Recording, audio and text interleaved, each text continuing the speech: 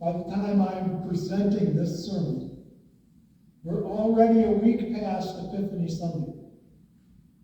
For many of us, the season of gift giving is over. The sea of presents from Christmas have been consumed or put away. The decorative trees and lights are down, and having celebrated New Year's Eve and New Year's Day, people are beginning to move on to resume their lives, perhaps except for here in central New York, where we've been delayed by a bit of snow. But we're all hoping for a positive view. Stores no longer selling Christmas items are already focused on St. Valentine's Day, and the thrill of the holiday season may have passed. For most, Epiphany just doesn't have the zing that Christmas did. In the first century, Epiphany happened at a much later date than we might imagine. The wise men, or astrologers as the Greek term magi is translated, most likely visited the Bethlehem household sometime in Jesus' first or second year of life. So that initial Gloria in excelsis Deo, or in the case of Mary and Joseph, their initial fear of discovery, has already passed, and things in Joseph and their house and Mary's household have pretty much gotten back to normal. Sometime in that first year, Joseph managed to build them a home, or at least he added an extension to his current family homestead. So by the time the Magi arrive at the house, it is somewhere east of Israel. And young Jesus is most likely somewhere between 9 months and 2 years old. They find him there with Mary, his mother. And they have this serious sit down with the family. When most of us read this passage, as we do each and every year, our focus is often on the gifts. So let's face it, gifts of gold and frankincense and myrrh fascinate us. But why these? Why these treasures?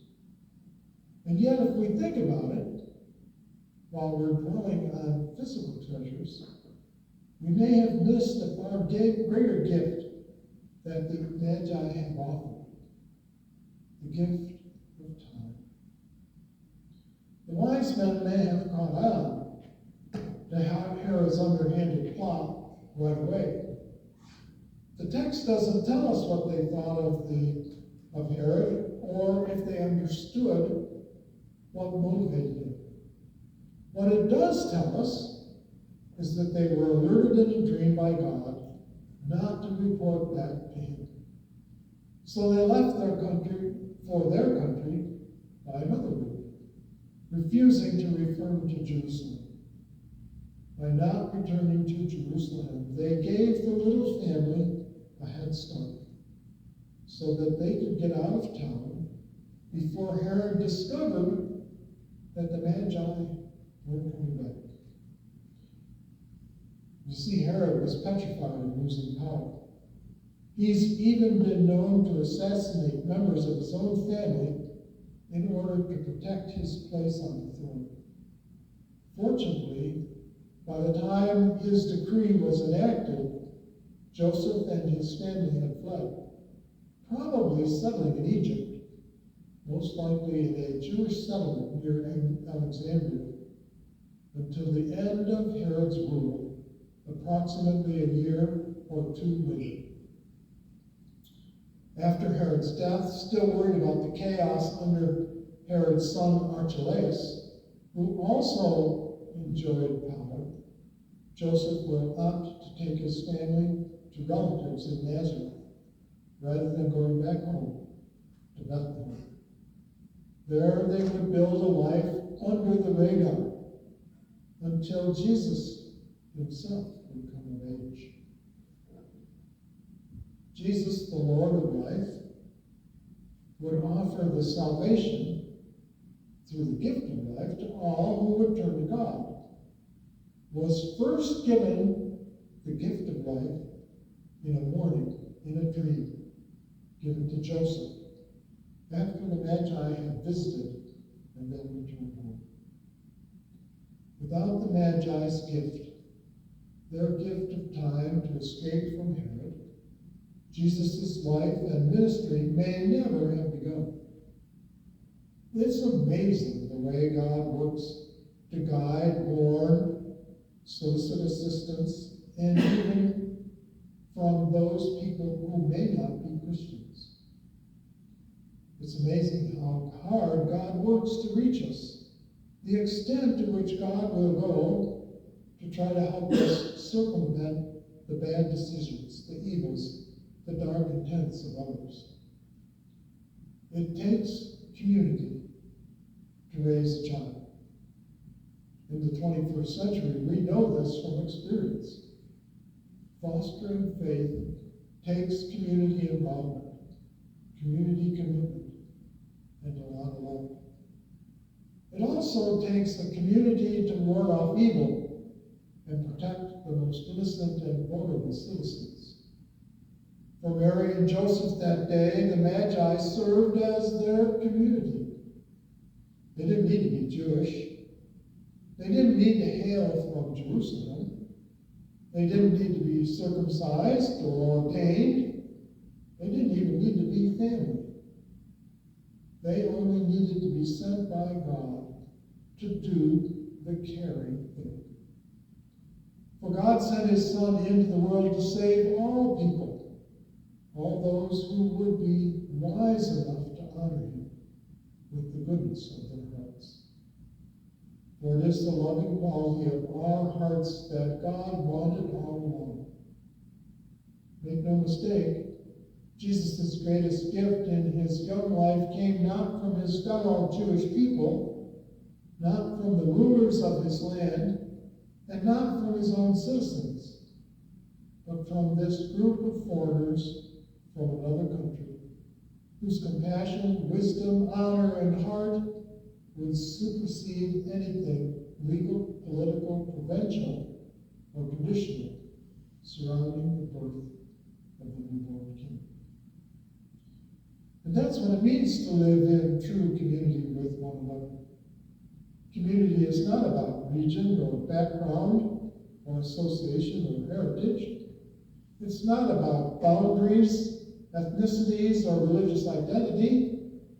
It's about being human in a world that has grown far too inhuman. It's about forging connections that go far deeper than artificial or cultural divisions. It's about caring about each other and doing the right thing, even when the rest of the world seems intent on going in a different direction. Communities foster love. Communities require courage. Our gift, that item that we want to offer to Jesus, is to be a caring community. From the beginning of its inception, the church was conceived as an alternative community, a model for the rest of the world, a place in which those persecuted by others might find safety and sanctuary, a place in which even those who failed might be given another chance.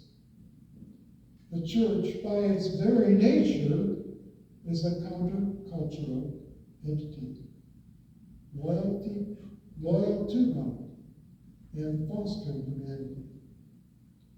When the church can break free from cultural and regional influences toward divisions, power status, and agendas, it can become capable of giving its greatest gift. Gifts that nurture people's hearts and lives, that care for those threatened, that offer wisdom in the face of hate and division, that change lives in courageous and unselfish ways. The church today must stand up and be courageous in a world of cowardly persecution of others, and it must offer that guiding light of Christ to those who struggle in the darkness with no direction or foundation. The church must guide like a divine shepherd through the confusing forest of messages that seek to divide, kill, and see all of us as different. The church that follows Jesus Christ fosters community upon our covenant with God and with love toward all humanity, so that God's guidance can reign and the world might be changed. When everything in the world seems crazy, Christ's wisdom will see us through. The wisdom of Christ is love. The love of Christ always leads to love.